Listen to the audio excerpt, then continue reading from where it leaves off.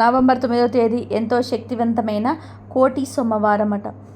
కార్తీక మాసంలో ఎంతో ముఖ్యమైన రోజు. ఈ కోటి సోమవారం రోజు కూడా ఒకటి. కార్తీక మాసంలో ఈ రోజు అయితే శ్రవణ నక్షత్రం ఉంటుందో ఆ రోజునే కోటి సోమవారంగా జరుపుకుంటారు. శివకేశవులిద్దరికీ కూడా ఎంతో ప్రీతికరమైన మాసం కార్తీక మాసం. కోటి సోమవారం రోజు అవ్వడం చాలా అరుదుగా జరుగుతున్నది. అలాగే ఈసారి కలియుగ ప్రత్యక్ష దైవమైన ఆ వెంకటేశ్వర స్వామి జన్మ నక్షత్రమైనటువంటి శ్రవణ నక్షత్రంలో శనివారంతో రావడం ఇంకా చాలా విశేషం. ఈరోజు అంటే కోటి సోమవారం రోజే వస్తుందని చాలామందికి అనుమానం ఉంటుంది. ఎందుకంటే కోటి సోమవారంలో సోమవారం ఉంది కాబట్టి సోమవారమే కోటి సోమవారం అనుకుంటాం. కానీ అది తప్పు. కార్తీక మాసంలో ఏ రోజైనా సరే శ్రవణ నక్షత్రంతో ఉండి ఆ రోజుని కోటి సోమవారంగా జరుపుకోవాలి. అంటే మంగళవారం, బుధవారం, గురువారం ఏ రోజైనా సరే కోటి సోమవారం రావచ్చు. అసలు కోటి సోమవారం విశిష్టత ఏమిటి అంటే ఈ రోజున చేసే దానమైన, పూజ అయినా, అభిషేకమైన, ఉపవాసమైన ఏదైనా సరే అది కోటి రెట్ల పుణ్య ఫలితాన్ని ఇస్తుంది. అందుకే దీనిని కోటి సోమవారం అని పిలుస్తారు. ఈరోజు ఉదయం నుంచి ఉపవాసం ఉండి సాయంత్రం నక్షత్ర దర్శనం చేసుకున్నాక మనం దీపాలు వెలిగించి ఉపవాసాన్ని విరమించాలి. దీపాన్ని వెలిగించే సమయంలో కార్తీక దామోదర ఆవాహయామి అని చెప్తూ దీపాన్ని వెలిగించాలి. ఒకవేళ ఎవరికైనా సరే దేవాలయానికి వెళ్ళి దీపాలను వెలిగించటం కుదరకపోతే అటువంటి వారు ఇంటిలో ఉన్నటువంటి తులసి చెట్టు దగ్గర దీపాన్ని వెలిగించండి. ఒకవేళ తులసి చెట్టు దగ్గర దీపం వెలిగించుకోవడం కుదరకపోతే మీ పూజా మందిరంలోనైనా దీపాన్ని వెలిగించుకోవచ్చు. ఈరోజు శివకేశవులిద్దరికీ కూడా ఎంతో ప్రీతికరమైన రోజు కాబట్టి ఈ రోజంతా ఉపవాసం ఉండేవారు లేదా ఉపవాసం ఉండని వారు కూడా శివనామస్మరణ అలాగే విష్ణు నామస్మరణ చేసుకుంటూ గడపాలి. అంటే ఓం నమ శివాయ అని కానీ ఓం నమో నారాయణాయన్ కానీ మంత్రాన్ని జపిస్తూ ఉండాలి. ఈరోజు ఎవరిని కూడా దూషించకూడదు. నోటి నుంచి చెడు మాట అస్సలు రాకూడదు. చెడు ఆలోచనలు చేయకూడదు. ఇలా చేస్తే అద్భుత ఫలితాలు మీకు కలుగుతాయి. మీకు వీలైతే ఈరోజు శివ అష్టోత్తర నామాలు కానీ విష్ణు సహస్రనామాలు కానీ పారాయణం చేయండి. అదే విధానంగా వీలైన వారు లింగాష్టకం, బిల్వాష్టకం ఇలా మీకు తోచినది ఏదైనా సరే భగవంతుడి స్తోత్రాలను పారాయణం చేయండి. ఇవన్నీ కుదరకపోతే కనీసం వినండి. ఎవరికైనా ఆరోగ్యం సహకరించినప్పుడు వారు ఏం చేయాలి అంటే ఉపవాసం లేకపోయినా పర్వాలేదు, భగవంతుడి నామస్మరణ చేసుకుంటూ ఆ రోజంతా కూడా గడపండి. ఇలా చేస్తే చాలు, చాలా ఉత్తమ ఫలితాలు మీకు కలుగుతాయి. ఈ కోటి సోమవారం రోజు శివుడికి అభిషేకం చేయించిన లేదా విష్ణుమూర్తికి అభిషేకం చేయించిన ఉత్తమ ఫలితాలు కలుగుతాయి. అసలు ఈ కోటి సోమవారం ఎప్పుడు వచ్చిందో ఇప్పుడు తెలుసుకుందాం. కోటి సోమవారము అంటే కార్తీక మాసంలో శ్రవణ నక్షత్రం ఏ రోజు ఉంటే ఆ రోజునే కోటి సోమవారం అని పిలుస్తారు. శ్రవణ నక్షత్రం ఎప్పుడు మొదలైంది అంటే నవంబర్ 8, 2024 సంవత్సరం శుక్రవారం ఉదయం 9:21 ప్రారంభమై నవంబర్ 9వ తేదీ శనివారం ఉదయం 8:42 శ్రవణ నక్షత్రం ముగుస్తుంది. సూర్యోదయ సమయంలో ఏ నక్షత్రం ఉంటే దాన్ని రోజంతా పరిగణలోకి తీసుకుంటాం కాబట్టి నవంబర్ 9వ తేదీ సూర్యోదయ సమయంలో శ్రవణ నక్షత్రం ఉంది కాబట్టి ఆ రోజంతా కోటి సోమవారంగా జరుపుకోవాలి. వెంకటేశ్వరుడి జన్మ నక్షత్రం శ్రవణ నక్షత్రం కాబట్టి ఈ రోజున స్వామివారిని పూజిస్తే ఉత్తమ ఫలితాలు కలుగుతాయి. అదేవిధంగా ఈరోజు గోపాష్టమి కూడా జరుపుకుంటారు.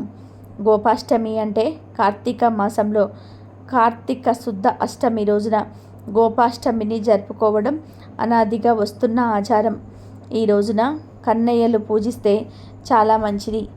ఈరోజు ఏం చేయాలి అంటే పూజను ఏ విధంగా ఆచరించాలి అంటే కోటి సోమవారం రోజు తెల్లవారుజామునే లేచి స్నానాదులు ముగించుకొని ఊసి చెట్టు దగ్గర దీపం పెట్టుకోవాలి. ఒకవేళ ఉసిరి చెట్టు లేకపోయిందనుకో, ఉసిరి కొమ్మ తెచ్చుకొని తులసి కోటలో పెట్టుకొని దీపాన్ని వెలిగించుకోవాలి. ఈరోజు విశేషంగా ఉసిరికాయ దీపాలు పెడతారు. ఉసిరికాయల తులసి ఆవు నేతిలో ఉంచిన ఒత్తులను దాని మీద పెట్టి దీపాలను వెలిగిస్తారు. తెల్లవారుజాముకు ముందు వెలిగించే దీపాలు సాక్షాత్తు శ్రీ మహావిష్ణువుకు చెందుతాయని, శ్రీ మహావిష్ణువు స్వీకరిస్తాడని శాస్త్రాలు చెప్తున్నాయి. ఈ విధంగా తులసి చెట్టు దగ్గర ఉసిరి కొమ్మను ఉంచి ఉసిరి దీపాలను కానీ, లేదా ఆవు నెయ్యి దీపాలను కానీ, లేదా నువ్వుల్లోని దీపాలు కానీ వెలిగించటం వలన సాక్షాత్తు వెంకటేశ్వర స్వామియే, అలాగే శ్రీ విష్ణువు ఆ దీపాలను స్వీకరిస్తారు అని చెప్తారు. అలాగే ఈరోజు తప్పనిసరిగా దేవాలయానికి వెళ్ళి ఈశ్వరాభిషేకాలు చేయించుకోవాలి. అదే విధంగా ఈశ్వర పూజ, దీపారాధన చేసుకోవాలి. అది మొత్తం కూడా ఈశ్వరుడికి చెందుతుంది. ఈ కోటి సోమవారం రోజు విశేషంగా సాయంత్రం పూజ చేస్తారు. మహావిష్ణువుకు, వెంకటేశ్వర స్వామికి సాయంత్రం పూజ చేస్తారు. సాయంత్రం మహావిష్ణువును తులసి దళాలతో పూజిస్తాము. తులసి మాలను సమర్పిస్తారు. మీకు తులసి దళాలు అందుబాటులో లేకపోతే ఒక్క తులసి దళాన్నైనా సరే సమర్పించండి. అలాగే సుగంధ ద్రవ్యాలతో స్వామిని పూజించండి. కనీసం వెంకటేశ్వరుడికి కర్పూరాన్నైనా సరే నివేదించండి. అదే విధానంగా వెంకటేశ్వరుడికి నైవేద్యంగా యాలకుల్ని సమర్పించండి. యాలకులు, పంచదార కలిపిన ప్రసాదాన్ని ఈ కోటి సోమవారం రోజున వెంకటేశ్వర స్వామికి ప్రసాదంగా సమర్పిస్తే చాలు. ఆ స్వామి కరుణించి మీ బాధలు తొలగిస్తాడు. ఈరోజు ప్రత్యేకంగా వెంకటేశ్వర స్వామికి ఆవు నెయ్యితో దీపాన్ని వెలిగించండి. చాలామంది ఉసిరి దీపాలు లేదా పిండి దీపాలను ఈ రోజున వెలిగించుకుంటారు. ఈ కోటి సోమవారం రోజున మీకు తోచింది పంచిపెట్టండి. ఈరోజు వీలైతే ఉపవాసం చేయండి. ఈరోజు ఉపవాసం చేస్తే చాలు.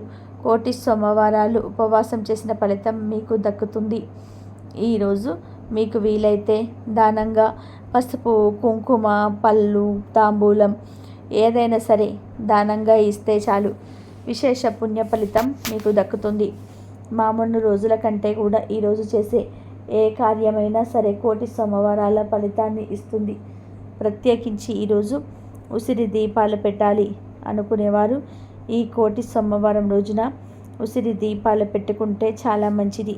ఎందుకంటే ఈరోజు శ్రవణ నక్షత్రం ఉంది కాబట్టి శివకేశవులు ఇద్దరిని కూడా పూజించినట్లు అవుతుంది. శ్రవణ నక్షత్రం వెంకటేశ్వర జన్మ నక్షత్రం. అలాగే సోమవారం అనేది శివుడికి సంబంధించినది. ఇది ఏ రోజు వచ్చినా సరే శ్రవణ నక్షత్రంతో కలిసి వచ్చిన కార్తీక మాసంలో కోటి సోమవారం ఎంతో విశేషమైన పర్వదినం. ఈరోజు మీ శక్తి కొలది 2 దీపాలు లేదా 11 దీపాలు లేదా 9 దీపాలను లేదా 27 దీపాలు లేదా 64 దీపాలు లేదా 108 దీపాలు ఇలా ఈరోజు దీపాలు పెట్టుకోవచ్చు. ఈ దీపాలను ఉసిరికాయ దీపాలు లేదా ఆవు నెయ్యి దీపాలుగా పెట్టుకోవాలి.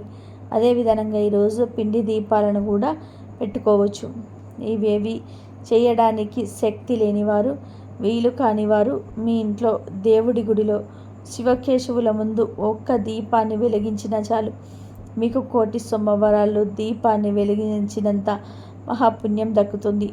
ఈ కోటి సోమవారం రోజు ఎవరైతే ఉపవాసం ఉంటారో వారు కోటి సోమవారాలు ఉపవాసం ఉన్న మహాపుణ్యాన్ని పొందుతారు.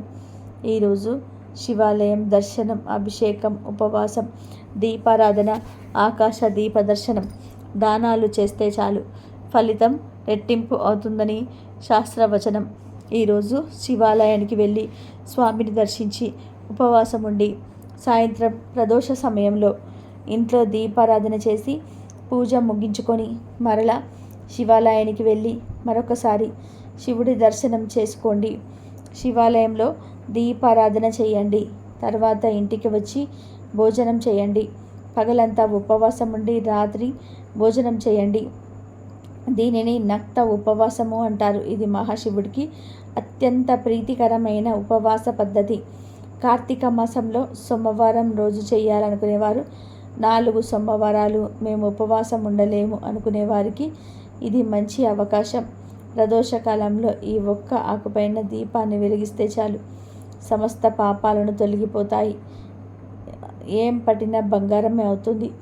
మరి ఏ ఆకుపైన దీపాన్ని వెలిగిస్తే ఈశ్వర అనుగ్రహం కలుగుతుందో ఇప్పుడు తెలుసుకుందాం. అదే మారేడు ఆకు. శివుడికి అత్యంత ప్రీతికరమైన వృక్షం మారేడు వృక్షం.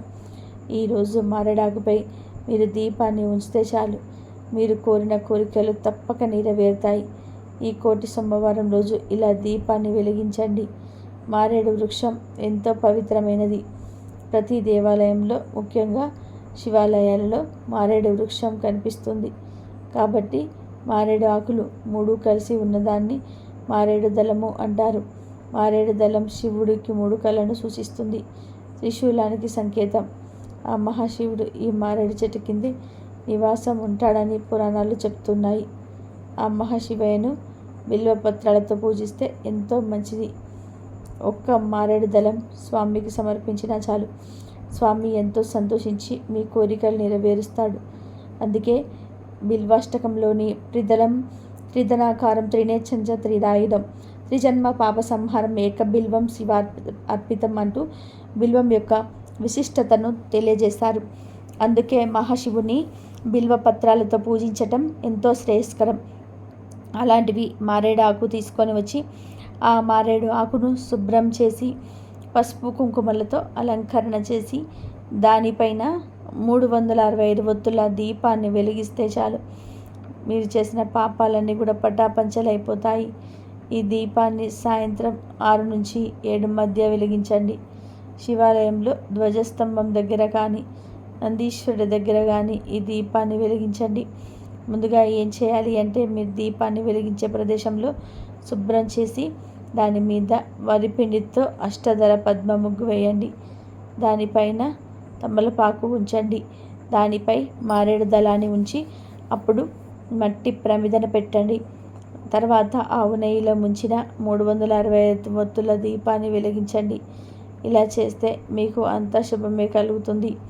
ఇలా కోటి సోమవారం రోజు చేస్తే చాలు, కోటి సోమవారాలు 365 ఒత్తుల దీపాన్ని వెలిగించిన మహాపుణ్యం మీకు దక్కుతుంది. కాబట్టి ప్రతి ఒక్కరు కూడా ఇటు కోటి సోమవార వ్రతమును వదలకుండా ఒక్క దీపానైనా కనీసం వెలిగించండి. దీనికి సంబంధించిన పురాణ కథను ఇప్పుడు తెలుసుకుందాం. ఒకసారి భూమిపైకి రాక్షసులు దౌర్జన్యం బాగా పెరిగిపోయి రాక్షసులు స్వర్గానికి చేరుకుని దేవతలను ఇబ్బందులకు గురి చేశారు. దేవతలను ఎన్నో బాధలు పెట్టారు. అప్పుడు దేవతలంతా భయభ్రాంతులకు గురై శ్రీ మహావిష్ణువు దగ్గరికి వెళ్ళి రాక్షసులను ఓడించడానికి దివ్య ఆయుధాన్ని సమర్పించి దానితో రాక్షసులను సంహరించమని కాదు కోరిక. శ్రీ మహావిష్ణువు ఇంకా ఆయుధం కోసం కైలాసానికి వెళ్ళి శివుని పూజించడం మొదలుపెట్టాడు.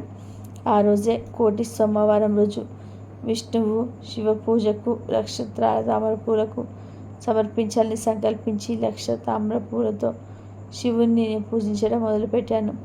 శివలింగాన్ని పూజించడం మొదలుపెట్టాడు. ఈ సమయంలో మహావిష్ణువును పరీక్షించడం కోసం మహాశివుడు ఒక తామర పువ్వును దాచిపెడతాడు. ఇక శ్రీ మహావిష్ణువు పూజలో మునిగిపోయి ఒక తామర పువ్వు మాయమైన సంగతిని తెలుసుకోలేకపోతాం.